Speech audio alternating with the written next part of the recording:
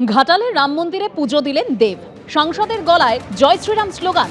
Master প্ল্যানের কাজ খতিয়ে দেখতে ঘাটালে যান তৃণমূল সাংসদ দেব।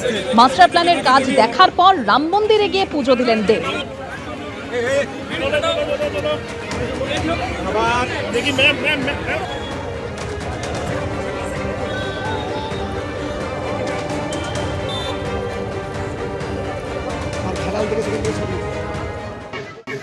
जय श्री राम,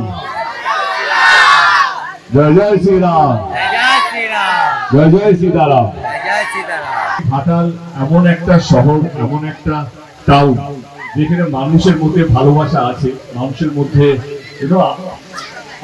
কি বলবো আত্মীয়তা আছে, মানুষের মধ্যে ভালোবাসা আছে, মানুষের মধ্যে ভদ্রতা আছে। মানুষ আমি খুব গর্ববোধ করি আমি ঘাটালের সাংসদ হিসেবে যে এখানে আমরা সমস্ত উৎসবকে যেভাবে সেলিব্রেট করি সেটা একটা গর্বের ব্যাপার। তো আমি গর্বিত এখানে সাংসদ হয়ে, আমি গর্বিত আজকে আপনাদের সামনে এসে।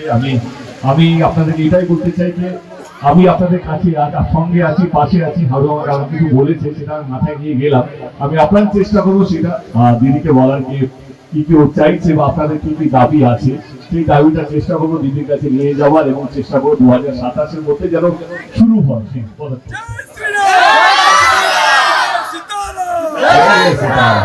শুরুতেই বাসন্তীর ছবি রাখবো আপনাদের সামনে, কারণ গতকাল যে উত্তপ্ত পরিস্থিতি তৈরি হয়েছিল বাসন্তীতে, একেবারে যে অভিযোগ সামনে এসেছিল পুলিশের বিরুদ্ধে বাধা দেওয়া হয় বিজেপির প্রচারে, রাস্তা অবরোধ থাকায় পুলিশের বিরুদ্ধে বাধা দেওয়ার অভিযোগ সামনে আসে। ঠিক কি ঘটেছিল গতকাল একবার দেখাবো আপনাদের।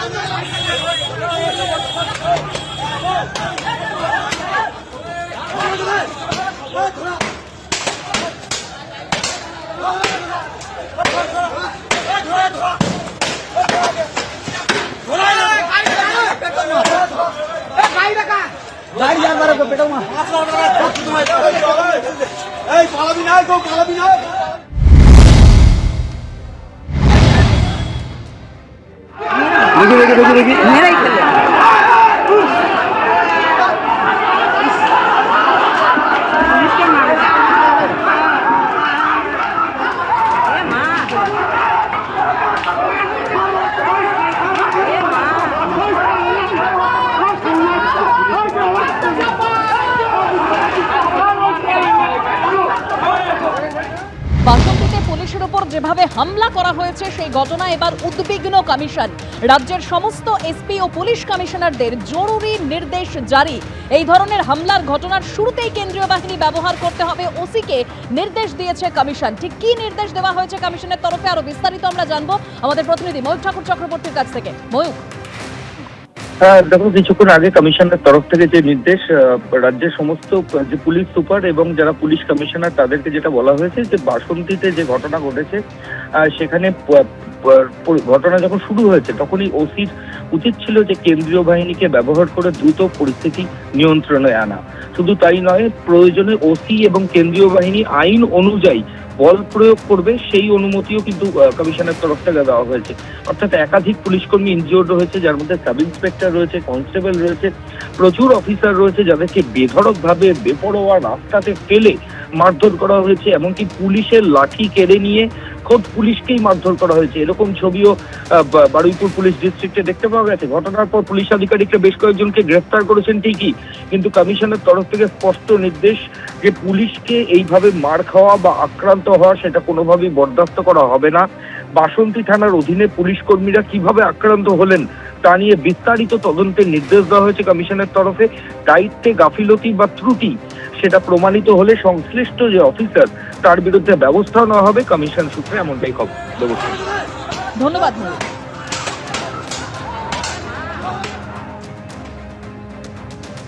গতকাল বাসন্তীতে পরিস্থিতি এমন জায়গায় পৌঁছয় যেখানে পুলিশকে আক্রান্ত হতে হয়। একেবারে এসআই, বাসন্তী থানার এসআই সৌরভ গুহ, কনস্টেবল দেবাশিস হালদারকে রাস্তায় ফেলে মারধর করা হয়। দেখুন,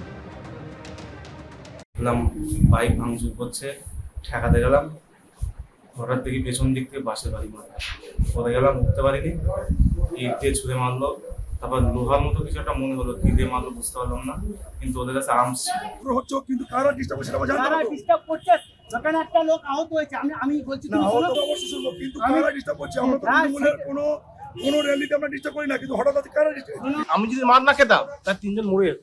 উল্টে পিছন দিক থেকে আমাদের বাস দিয়ে বাড়ি মারলো। তারপরে থেকে মনে সম্ভবত একটা আর্মস দেখলাম, সম্ভবত আর্মস দিয়ে ঘা মারলো। মারার পরে আমরা ছুটছিলাম, তবুও পিছন দিক থেকে মারছে। যদি ব্রেক পড়ে তাহলে বাসন্তী বিধানসভায় ভোটটা হবে কবে? পরিকল্পিতভাবে বাসন থানার পুলিশ প্রশাসন এবং তৃণমূল কংগ্রেসের নেতা রাজাগাজী আমাদের যে সমস্ত বাইক, যে সমস্ত আজকের গাড়ি করে ছিল সেই গাড়িগুলোকে আজকে ভাঙচুর করেছে।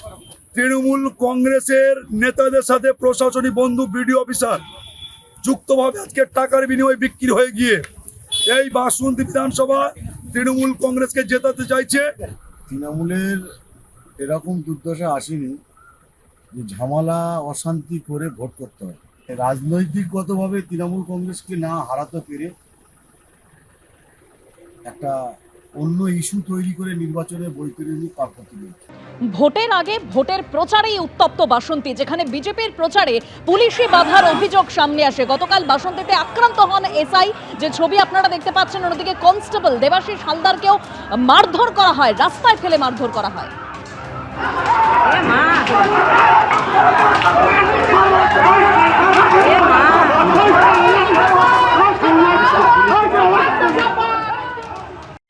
কমিশনের উদ্বেগের যথেষ্ট কারণ আছে। কারণ স্থানীয় প্রশাসন যদি নিরপেক্ষভাবে কাজ না করেন তাহলে অবাধ এবং সুষ্ঠু নির্বাচন করা সম্ভব না। যে স্থানীয় থানার যে পুলিশের লোকেরা আছে তাদের কাছে যে বল আছে, তার দ্বারা যদি তারা যারা গুন্ডা বদমাইশি করছে তাদের শাস্তি করতে পারে তো ভালো, যদি না পারেন কেন্দ্রীয় বাহিনী যখন আছেন তাদের ব্যবহার করতে পারেন। তো কেন্দ্রীয় বাহিনীরও ব্যবহার করছেন না, নিজেরা সামলাতে পারছেন না, অন্তত লোকে দেখছে, তো এটা তো ব্যর্থতা।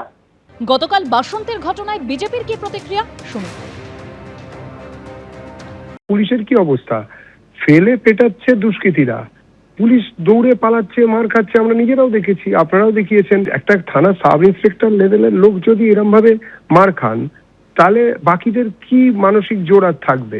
এটাকে কড়া হাতে দমন করতে হবে। নির্বাচন ঘোষণা হয়ে গেছে, নির্বাচনী প্রক্রিয়াকরণ চলছে, তার মধ্যখানে এসব জিনিস যদি চলতে থাকে তাহলে যারা করছে তারা যে কোনো দলের হোক, মতের হোক, কিংবা যে কোনো সম্প্রদায়েরই হোক না কেন, সোজাসুজি গ্রেপ্তার করা উচিত এবং আইনত ব্যবস্থা নেওয়া উচিত। বাসন্তীতে পুলিশ আক্রান্ত আর এই ঘটনায় উদ্বিগ্ন কমিশন। বিজেপির অভিযোগ আপনাদের সামনে তুলে ধরলাম, আর এবার তৃণমূল কি বলছে শুনুন।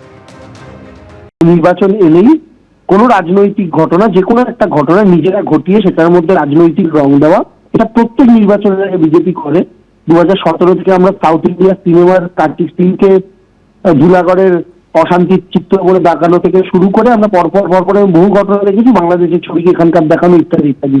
প্রশাসনের তরফ থেকে প্রশাসন তার মতো করে অ্যাকশন নেবে, প্রশাসনের দায়িত্ব এটা খুঁজে বার করা কারাই কাজ করেছে। আর অবরোধ যখন চলছিল সেই অবরোধের দিকে বিজেপি অগ্রসর, বিজেপির মিছিল হচ্ছিল কেন? পুলিশ প্রশাসনের তরফ থেকে যখন বলা হলো যে সামনে একটা অবরোধ চলছে সেখানে আপনারা এগোবেন না, সেখানে ইচ্ছাকৃতভাবে এগোতে চাওয়া মানে কি অশান্তিকে বাড়ানোর চেষ্টা করা নয়?